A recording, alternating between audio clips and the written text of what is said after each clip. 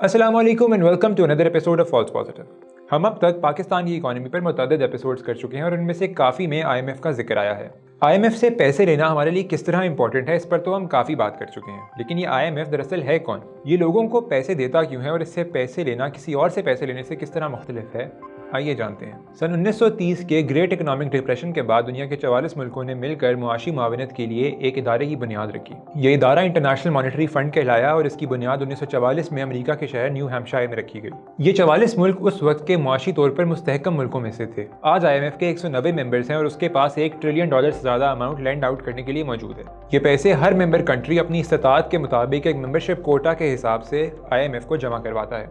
आज आईएमएफ दुनिया भर के उन ममालिक को जो किसी बैलेंस ऑफ पेमेंट या स्ट्रक्चरल क्राइसिस से गुजर रहे हैं उनको लेंडिंग, सर्वेलेंस और कैपेसिटी डेवलपमेंट की फैसिलिटीज़ प्रोवाइड करता है। आईएमएफ की लेंडिंग अरेंजमेंट मुख्तलिफ फॉर्म्स में हो सकती हैं, जिनका तयन टाइम पीरियड, इंटरेस्ट रेट और रीपेमेंट स्ट्रक्चर की बेसिस पर होता है। इसमें बैलेंस ऑफ पेमेंट को हल करने के लिए सबसे ज़्यादा जो फैसिलिटी इस्तेमाल होती है वो EFF यानी एक्सटेंडेड फंड फैसिलिटी कहलाती है। इस फैसिलिटी की सबसे खास बात यह है कि इसमें इंटरेस्ट रेट तो ना होने के बराबर होता है, लेकिन इसमें आईएमएफ का रिव्यू बोर्ड बोरोवर को कुछ प्रायर कंडीशंस देता है जिससे उसकी रीपेमेंट और इकोनॉमिक फ्रेमवर्क बेहतर हो सके। इनमें से कुछ कंडीशंस नॉन नेगोशिएबल होती हैं और कुछ को हुकूमतें नेगोशिएट कर लेती हैं। पाकिस्तान अपनी तारीख में 22 दफ़ा आईएमएफ के प्रोग्राम्स का हिस्सा बन चुका है, जिसमें से लेटेस्ट प्रोग्राम कुछ अर्सा पहले सस्पेंड होने के बाद अब जारी है।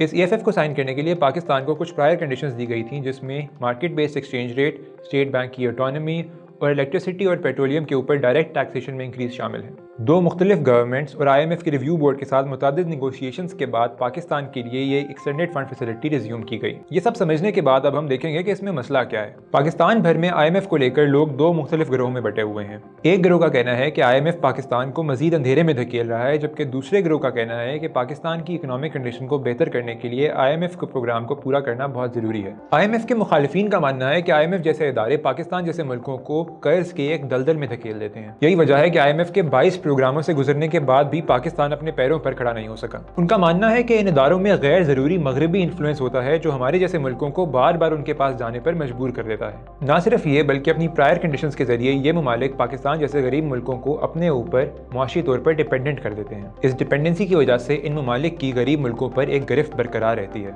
एक और वैलिड क्रिटिक ये है कि आईएमएफ चूंकि एक छोटी ऑर्गेनाइजेशन है और उसके पास डेवलपमेंट का एक सेट टेम्पलेट है जो कि जरूरी नहीं कि उस मुल्क की ग्राउंड रियलिटीज पर पूरा उतरे, और जरूरी नहीं कि हर मुल्क पर वही प्रिंसिपल्स अप्लाई हों जो उनकी पहली सक्सेस स्टोरीज पर अप्लाई होते थे। दूसरी जानिब आईएमएफ के हामियों का कहना है कि पाकिस्तान को सही रास्ते पर चलने के लिए आईएमएफ का कड़वा घूंट पीना पड़ेगा। उनकी बताई हुई पॉलिसी से इस मसले का मुश्किल से ही सही लेकिन एक थियोरेटिकल हल निकाला जा सकता है, और चूंकि ज्यादातर डेवलप्ड वर्ल्ड इन्हीं प्रिंसिपल्स पर चल रही है तो शायद पाकिस्तान की डेवलपमेंट का राज भी इन्हीं प्रिंसिपल्स में ही है। और इस मौके पर अगर देखा जाए तो पाकिस्तान के पास और कोई चारा भी नहीं। 2018 और 19 में पाकिस्तान की मईशत जिन हालात में थी, उन हालात में दूसरे मुल्कों से लोन लेना मुश्किल था और कमर्शियल लोन लेना रिस्की।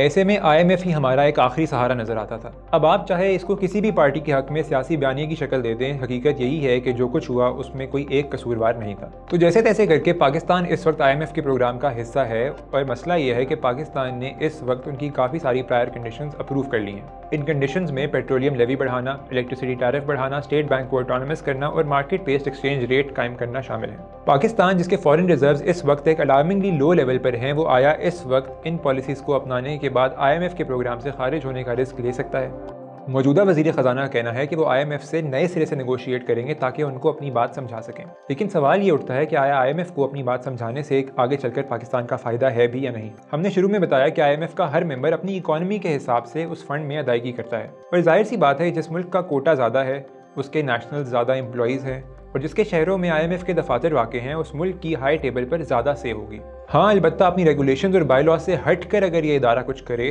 तो तब यह असूली तौर पर गलत है। तो इसमें किसी बैनुल अक़वामी साजिश को तलाश करते रहने से बेहतर है कि ये तस्लीम कर लिया जाए कि यही दुनिया का निज़ाम है और हकीकी ताकत उसी मुल्क के पास है जो माशी तौर पर मुस्तहकम है। सवाल ये उठता है कि आया पाकिस्तान इस हकीकी ताकत का ख्वाहिशमंद है या अभी भी मईशत को एक सियासी निगाह से देखता है? एक और सवाल जिस पर गौर करने की ज़रूरत है वो ये है कि इतनी दफ़ा आईएमएफ के पास जाने के बाद भी पाकिस्तान अपनी मुआशी मुसीबतों का हल नहीं निकाल सका। क्या आईएमएफ के दिए गए हल में ही कोई मसला है या हमारी इंप्लीमेंटेशन में? अपनी राय से हमें कमेंट्स में ज़रूर आगाह कीजिएगा। अल्लाह हाफ़िज़।